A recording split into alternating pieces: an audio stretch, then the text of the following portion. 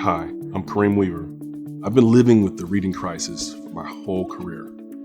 First as a teacher, then as a principal in Oakland Unified City Schools, now as an advocate for teachers and kids with the NAACP, where we promote social justice for all children and protect their civil rights. In all that work, my goal has been the same. What can we do to get the greatest number of kids reading and writing proficiently? Helping more kids learn to read is the cause of my lifetime. I've seen the pain that results when even a single child struggles with reading. On the flip side, I've seen the joy and pride that children feel when they do learn how to read and write well. My goal is to make sure that every child has a fair chance to experience that success.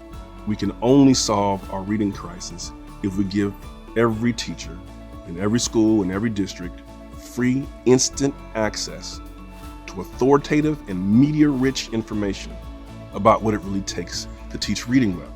We really can make this work. Not just for the kids I love in Oakland, but for children all across the country, every race, every color, every creed.